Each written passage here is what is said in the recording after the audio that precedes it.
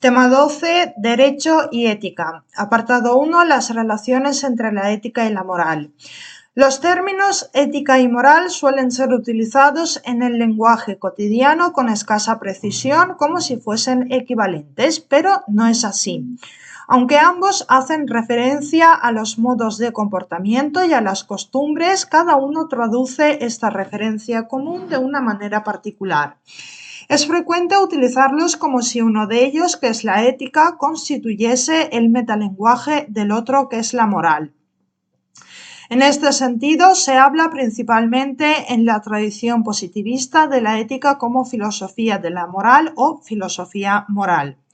La ética organizaría con un criterio filosófico el ámbito del comportamiento humano referido a las costumbres, que suele asociarse a lo propio de la moral. La ética como la moral hacen referencia con igual legitimidad a la idea de costumbre. No es, pues, este el criterio que debamos utilizar para distinguirlas. Una nota común es que los dos términos suelen incluirse bajo el denominador común de lo práctico por oposición a lo teórico, tanto la ética como la moral, sin discursos prácticos, no solo porque se refieran al comportamiento humano, sino porque consisten propiamente en actividades o prácticas. Esto les distingue claramente de los discursos teóricos o científicos, cuyos objetos se dan siempre del mismo modo, de manera cuasi necesaria, sin que estos se deban a la acción humana. Mientras que el discurso científico se limita a comprobar o a verificar una realidad que está perfectamente dada, el discurso práctico conduce a la realización de una acción que produce cambios en el mundo.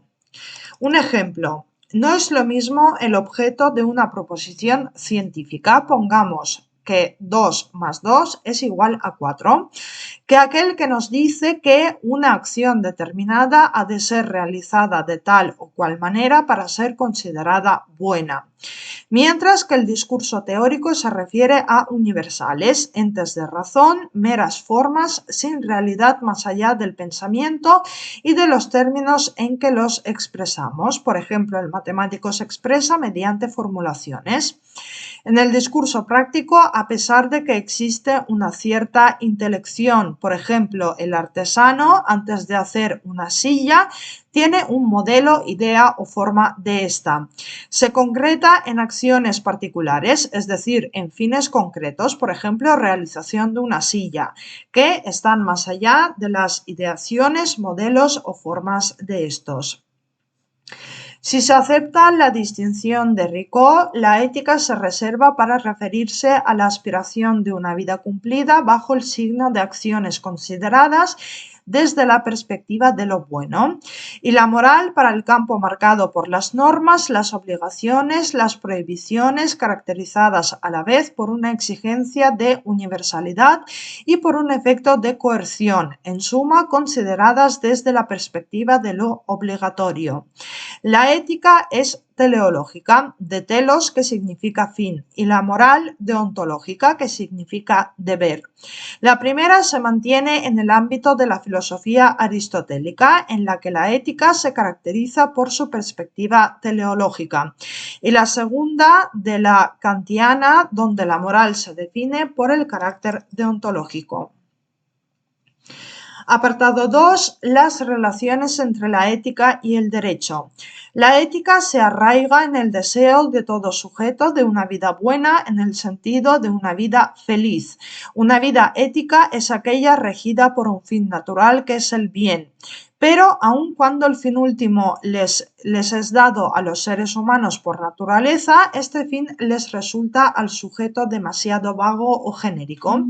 De ahí que deba ir seleccionando en la espontaneidad de sus actividades y a través de su libre albedrío el bien real que, entre todas las cosas deseables, mejor le convenga a su naturaleza. Solo así se adquiere realidad o concreción ese fin demasiado genérico de felicidad o vida buena. Por ejemplo, cabe distinguir entre actividades estrictamente personales, es decir, aquellas realizadas por cada uno de nosotros individualmente, o interpersonales, que son las realizadas con y para otros.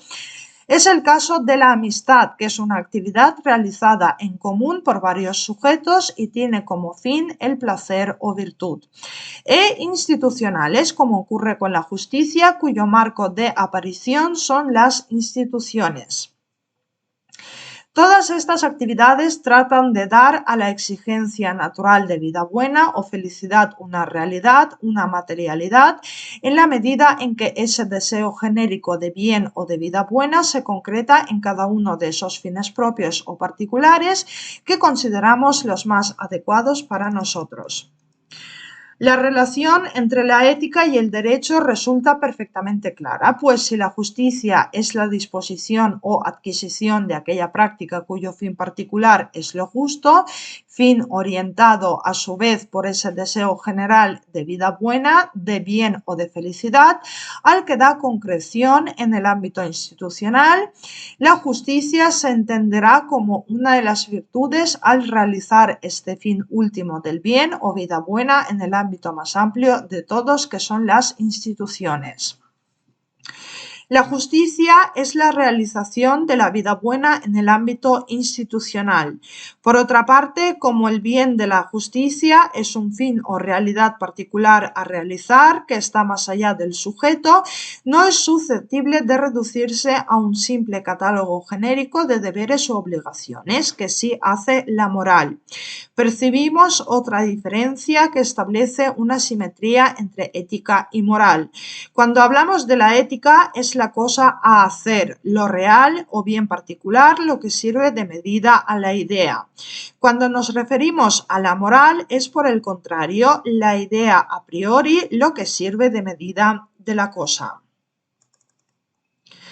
Apartado 3. Las relaciones entre la moral y el derecho. El discurso moral sigue siendo un discurso sobre las costumbres, sobre los modos de comportamiento, pero en un sentido muy distinto al ético. Ya no se trata tanto del discurso sobre las prácticas, actividades y fines particulares que permiten ejercer en cada acto concreto el fin natural último, sino de un discurso acerca de los deberes, la moral, más que del fin de los actos. Se ocupa de la forma en la que se expresan los deberes a los que debe ajustarse el sujeto. La moral es un producto nacido de la teología del final de la Edad Media, un momento histórico en que se produjo una escisión entre lo natural y la razón humana, una imposibilidad de encontrar orden natural alguno en las cosas, lo cual hizo a su vez imposible hablar de una relación natural de la voluntad del sujeto a cualquier tipo de felicidad, del bien, de vida buena, ni por tanto de cualquier tipo de orden natural de los actos, de las tenencias y deseos. En suma, acabó con toda posibilidad de establecer una ética arraigada en la naturaleza. En la teología nominalista que surge en esa época, todo orden natural podría suponer un freno a la absoluta omnipotencia divina. En este sentido, tanto el sujeto mismo como cada uno de los bienes particulares a los que aspira no son más que realidades contingentes creadas por Dios que la omnipotencia divina puede siempre sustituir o eliminar totalmente.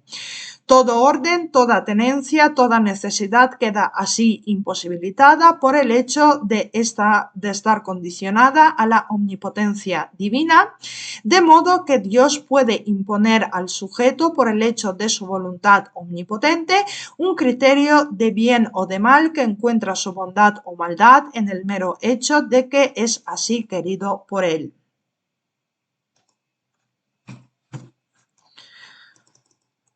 Con el curso de los siglos, el sujeto quedó librado a una absoluta indiferencia acerca del bien. El escepticismo moral pues ya no resultaba posible, como ocurría en la filosofía aristotélica, salir fuera de sí e intentar descubrir en el ejercicio espontáneo de sus actos, en el uso de su libre albedrío, el bien real que entre las diversas cosas deseables conviniera mejor a sus exigencias naturales. El sujeto moderno da la espalda a las cosas, ya no busca fuera de sí en los diversos bienes que la vida le ofrece el que mejor se ajuste a su tendencia natural. A partir de ahora trata de encontrar dentro de sí mismo, en su propia autoconciencia y desde ella, las reglas que establezcan lo bueno o lo malo de su conducta. Se constituye a sí mismo en sujeto legislador de lo bueno y de lo malo, ajustando su comportamiento a una serie de formulaciones, axiomas, postulados, máximas, que él mismo establece y que expresan deberes y obligaciones al margen de lo real concreto. Esta tradición de pensamiento moral, deontológico, es la que asume Kant y la que alienta a autores como Rawls y Habermas, una tradición acorde con la génesis del pensamiento liberal individualista. El discurso moral se expresa bajo la forma de una normatividad abstracta y a priori, es decir, independiente de la experiencia concreta, perfectamente representada en el imperativo categórico. El deber que éste instaura excluye prácticamente cualquier referencia a la diversidad real o material de los bienes en juego y se limita a establecer un procedimiento para que la conducta del sujeto sometida a esa ley universal sea universalmente correcta. La misma obligatoriedad del derecho deriva, según Kant, precisamente de ahí, de que aunque no pueda inscribirse en la moral, que es un ámbito diferente, el derecho nace de la necesidad de cohonestar a los sujetos morales bajo reglas jurídicas que permitirían su coexistencia. Aparecen así todas las distinciones entre el ámbito moral y el jurídico, según la concepción moderna de ambos de matriz kantiana. 1. Se dice que el derecho no funda más que una obediencia exterior, una simple conformidad a la ley. La moral, por el contrario, implica un proceso de interiorización de la norma que va más allá de la simple conformidad en aras de un verdadero respeto, una plena aceptación libre de esta. 2. Se dice que la legalidad jurídica admite una simple formulación exterior, mientras que la moral opone a esta la necesidad de una autonomía personal en el sentido de una legislación que una libertad se da a sí misma. Y 3. El derecho asume un principio de orden positivo, empírico, para regular la pluralidad humana, mientras que la moral adopta la forma de un respeto mutuo que se expresa en la segunda formulación del imperativo categórico kantiano, que ordena tratar a la humanidad tanto en nuestra persona como en la de cualquier otro, siempre como un fin y nunca como un medio. A pesar de estas distinciones entre la moral y el derecho moderno, ambas obedecen a la misma estructura de pensamiento, aquella que, surgida de la concepción teológica bajo medieval, rechaza frente a la concepción aristotélica y romana del derecho toda finalidad en la acción, toda teleología, eticidad, referencia a la vida buena, al contenido y diversidad de los bienes reales en juego, al ejercicio espontáneo de los actos, sustituyéndolos por un catálogo axiomático de obligaciones y deberes que opera de manera a priorística, sin consideración alguna a lo real concreto. En este sentido, por ejemplo, en el que suele hablarse de los derechos fundamentales como criterios morales con relevancia jurídica.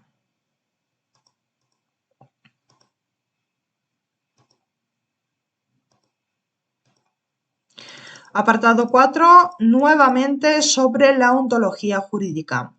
Mientras que la vieja ontología jurídica con la que empiezan muchos libros de texto distinguen entre derecho y moral como dos normatividades independientes una de la otra, sin relación entre ellas, en este texto se ha tratado de partir de lo que tienen en común en vez de arrancar desde su diferencia, lo cual nos ha llevado a fundamentar la ontología jurídica en los diversos sentidos que reviste el término ser jurídico, siendo todo todos ellos totalmente derecho, cada uno desde una perspectiva epistemológica distinta.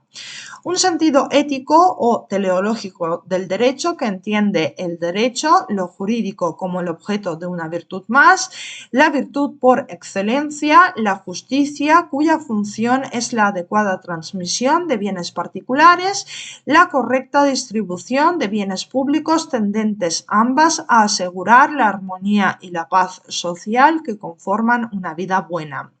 Un sentido moral o deontológico del derecho que entiende el derecho como un catálogo de bienes y obligaciones y en el cual ha de subsumirse tanto nuestro comportamiento individual como el del legislador político en aras de la rectitud de su conducta. Un sentido normativo del derecho que recoge genéricamente el sentido deontológico de este, especificando ahora bajo una nueva expresión. La norma jurídica creada conforme a un procedimiento válido constituiría la única normatividad relevante a los efectos jurídicos. Es la doctrina del positivismo normativo.